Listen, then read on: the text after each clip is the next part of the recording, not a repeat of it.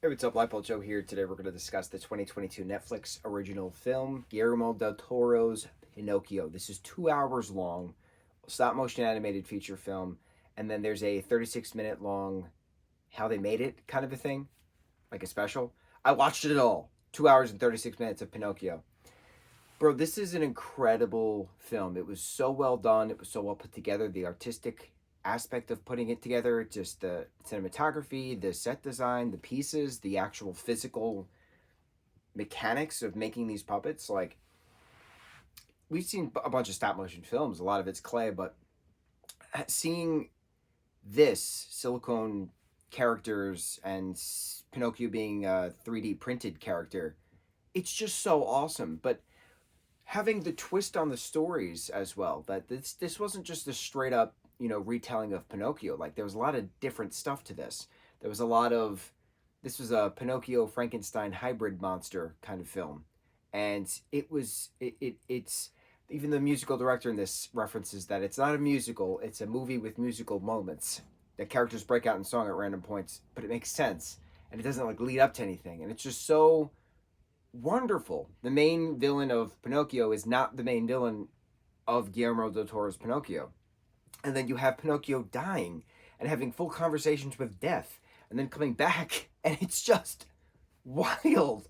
It's just wild. This whole life and death movie is just so well put together and so believable, and it feels so tactile that you could just touch these sets because they're actual sets. So it makes perfect sense why it won an Oscar for Best Animated Film when it came out. And I didn't watch it when it came out. It's on my list, watching the stuff, going down my Netflix list. Right, we're chipping away slowly, and so I didn't have any expectations going into this because I was just like, okay, Pinocchio. I know the story of Pinocchio. His dad Geppetto carves him. He makes a wish. Where there's a blue fairy involved. He's got a conscious cricket named Cricket. And so, like, stuff happens, right? He gets eaten by a whale at one point. Stuff. Joins a circus. Stuff. So the basic Pinocchio principles are there, but, like, with twists thrown in. Ewan McGregor's the voice of Sebastian J. Cricket. Perfect. The whole story, the 2 hour film, is narrated by the cricket. And we know where the cricket is the whole time narrating this story. He's in the afterlife playing cards with some skeletal bunnies. It's wild, absolutely wild. The thing that I absolutely love about this too is that this changes the time period. So Pinocchio itself was written in the 1800s. Most of the interpretations we've seen of Pinocchio take place in the 1800s. This takes place in 1930s, and it's always in Italy where we have these Pinocchio retellings.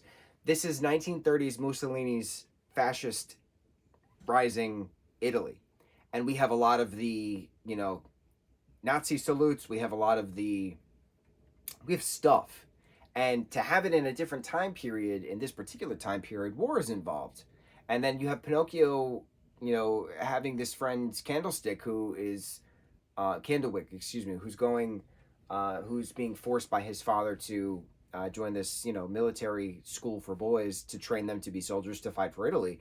And there's this whole beautiful moment between the two of them, bed next to bed, talking about fathers and approval and stuff like that, and like having these characters like shed tears, and it was like, this is real. Like, these are real conversations. The monkey Spazzatoro being abused by the circus, Vole, I think he was called, ringmaster, gaining Pinocchio's trust and stuff, and like Spazzatoro being one of the heroes then alongside Pinocchio, saving Jiminy Cricket and Geppetto, who are trapped in the belly of a whale, who's not a whale, it's this giant sea creature. They added the backstory of Geppetto's younger son, having a young son named Carlo, who was killed. And we saw this previously. I think it was the Disney live action remake of Pinocchio. They had the introduction of a son being killed, causing the inspiration of making Pinocchio because Geppetto wanted his son back, kind of a thing. But the fairy in this is not technically just a blue fairy. It's forest sprites coming together to make one singular sprite, one singular blue spirit, creating and giving the life to Pinocchio to be the best boy, kind of a thing. But then her sister is Death, who is in charge of the underworld. And what's awesome about this is that you have this different type of mythology coming about within regards to this project, but you also have Christianity being a main focal point within regards to the project. That Geppetto is carving a statue of Jesus for, the church. That Pinocchio wants to go to church. That Pinocchio has this conversation with his father, with his Geppetto father. You know, why does everybody like that guy, but nobody likes me? Why does everybody hate me, but they like him? Referencing that there's the Jesus on the cross, the wooden Jesus on the cross, and here he is, a wooden boy who's live and right in front of them, and they hate him, but they love him. Why? And it's just pure child conversations, pure childlike questioning. Well, why? Why does this work? How does this work? And it's just so cool seeing that light perspective from Pinocchio, having that past Carlos spirit coming into this wooden boy. It's just, it was such an amazingly well done, put together story.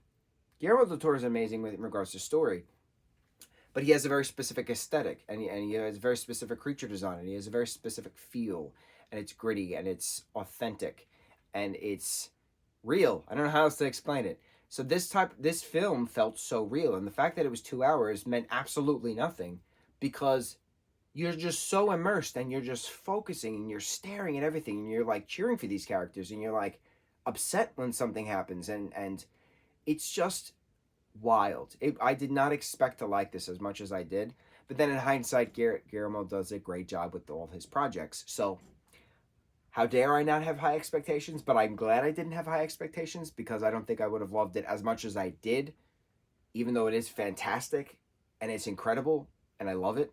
So this has all the expectations met in tenfold, because I didn't know what to expect. And the fact that they changed the story so much and added so much to it, and having that afterlife bring it about, having nothing to do with Christianity, which is also a focal point in regards to scenes. Carlo dying from a bomb being dropped on the church. Like, it's amazing having these different aspects coming about. Absolutely loved it. I'm very impressed. I really hope Guillermo does more stop motion animated feature films, because he did an incredible job with this. And yes, long live animation, long live stop motion. Guillermo del Toro's Pinocchio, 2022 Netflix original film. On to the next review. Mucho mahalo.